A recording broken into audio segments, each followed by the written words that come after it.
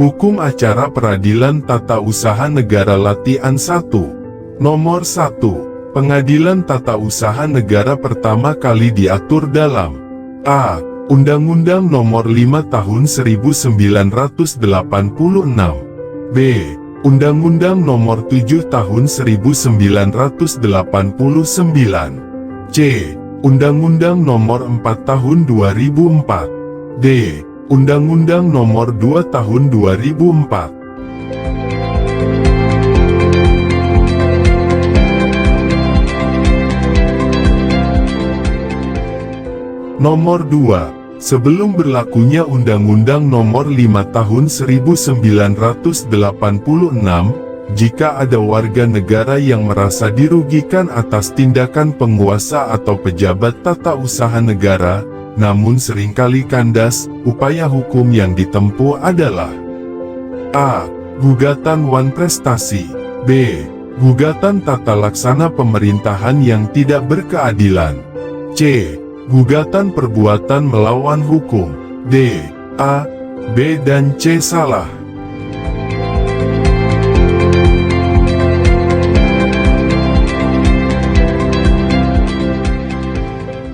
Nomor 3. Keputusan tata usaha negara yang dapat digugat melalui pengadilan tata usaha negara adalah bersifat A.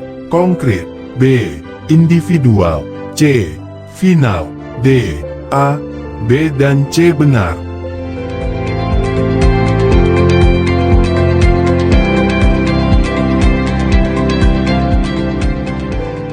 Nomor 4. Dari sifat keputusan tata usaha negara yang konkret, individual dan final, yang tidak termasuk keputusan tata usaha negara adalah A. Abstrak. B. Umum. C.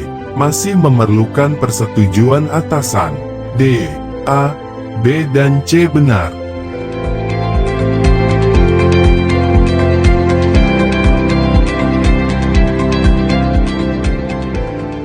Nomor 5. Objek gugatan sengketa tata usaha negara adalah A. Keputusan. B. Peraturan. C. Pemberian bantuan ke daerah tertinggal. D. Pembubaran departemen.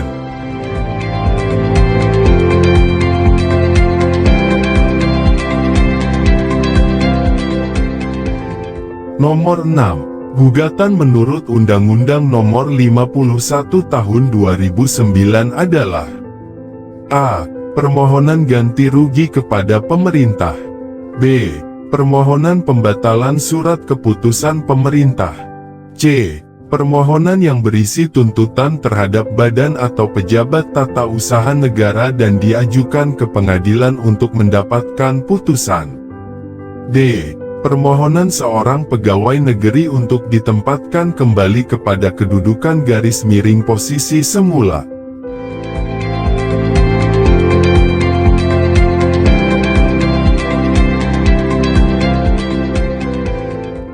Nomor 7. Para pihak dalam suatu gugatan di pengadilan tata usaha negara adalah A. Penggugat dengan tergugat. B. Pemohon dengan termohon. C. Pelawan dengan terlawan. D. Pengadu dengan teradu.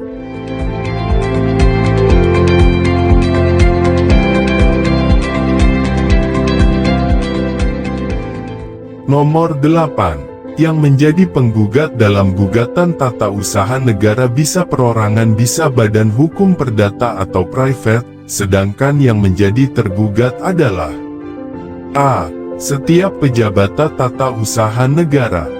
B. Setiap pejabat fungsional. C. Setiap pejabat struktural. D. Badan atau pejabat tata usaha negara yang mengeluarkan keputusan berdasarkan wewenang yang ada padanya atau dilimpahkan kepadanya yang digugat oleh orang atau badan hukum perdata.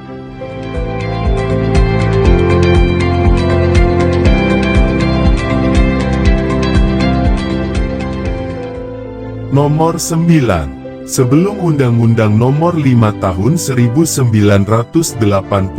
diubah berdasarkan Undang-Undang Nomor 9 Tahun 2004, Pembinaan teknis bagi pengadilan tata usaha negara dilakukan oleh Mahkamah Agung, sedangkan pembinaan organisasi, administrasi dan keuangan dilakukan oleh A. Departemen Dalam Negeri, B. Departemen Kehakiman, C. Menko Polkam, D. Menteri Penertiban Administrasi Negara.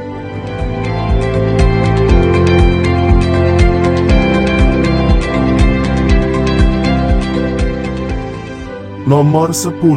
Setelah Undang-Undang Nomor 9 Tahun 2004, pembinaan teknis, organisasi, administrasi dan keuangan pengadilan tata usaha negara dilakukan oleh A.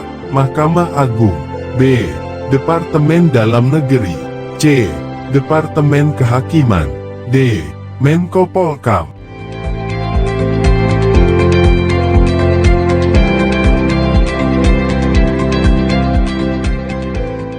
Nomor 11. Dalam hukum acara peradilan tata usaha negara, tuntutan yang tidak dapat dimohonkan dalam gugatan adalah A. Keputusan tata usaha negara batal atau tidak sah, B.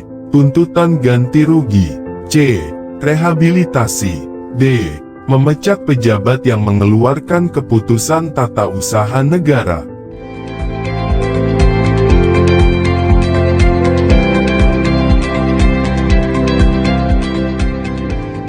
Nomor 12. Menurut ketentuan pasal 49 UU Peradilan Tata Usaha Negara ditentukan bahwa pengadilan tata usaha negara tidak berwenang mengadili sengketa tata usaha negara dalam keadaan A. Perang, B.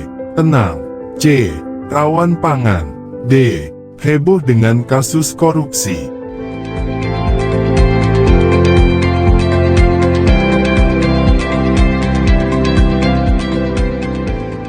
Nomor 13. Yang bukan merupakan keputusan tata usaha negara adalah A. Keputusan Komisi Pengawas Persaingan Usaha mengenai sah tidaknya suatu tender, B. Keputusan Komisi Pemberantasan Korupsi untuk menyewa pesawat untuk membawa tersangka korupsi dari Banda Aceh ke Jakarta, C. Keputusan Bank Indonesia mengenai pembukaan cabang Bank X di Kelurahan Jatirawamangun, D. A, B dan C.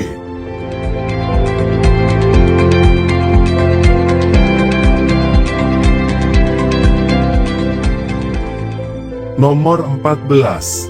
Yang menjadi penggugat dalam sengketa tata usaha negara adalah A. Orang atau badan hukum perdata, B. Setiap pegawai negeri, C. Pejabat struktural, D. Staf ahli.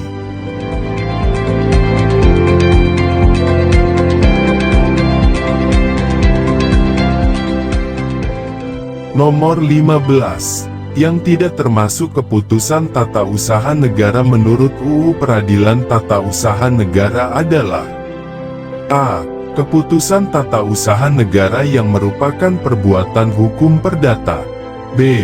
Keputusan tata usaha negara yang masih memerlukan persetujuan, C. Keputusan tata usaha negara yang dikeluarkan atas dasar hasil pemeriksaan badan peradilan berdasarkan ketentuan perundang-undangan yang berlaku. D. A, B dan C benar.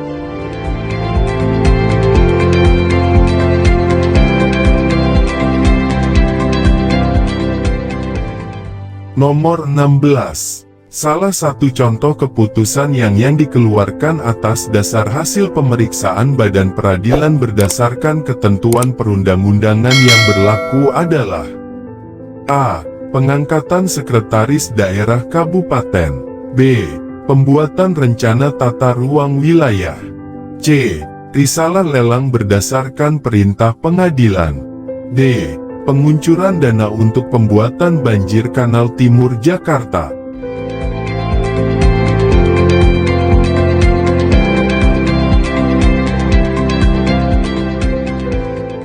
Nomor 17. Yang merupakan objek gugatan peradilan tata usaha negara adalah A. Keputusan pemberhentian pegawai negeri, B. Keputusan Komisi Pemilihan Umum. C. Keputusan yang bersifat umum. D. Keputusan badan atau pejabat tata usaha negara yang bersifat perdata.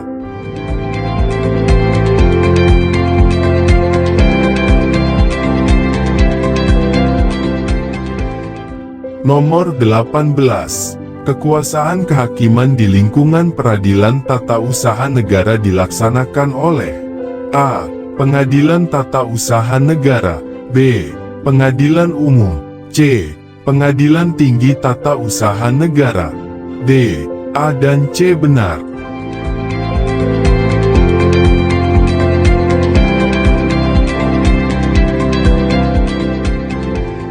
Nomor 19. Apabila badan atau pejabat tata usaha negara tidak mengeluarkan keputusan, sedangkan hal itu menjadi kewajibannya, maka hal tersebut disamakan. A. Menolak untuk mengeluarkan keputusan. B. Menyetujui namun masih menunggu kedatangan pihak yang berkepentingan. C. Masih ada dokumen yang perlu dilengkapi. D. Keputusan tata usaha negara.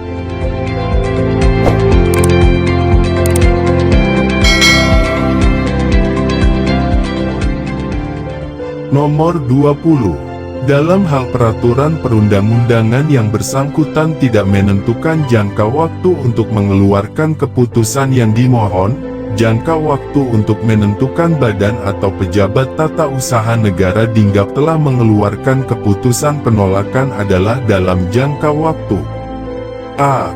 1 bulan. B. 2 bulan. C. 3 bulan. D. 4 bulan.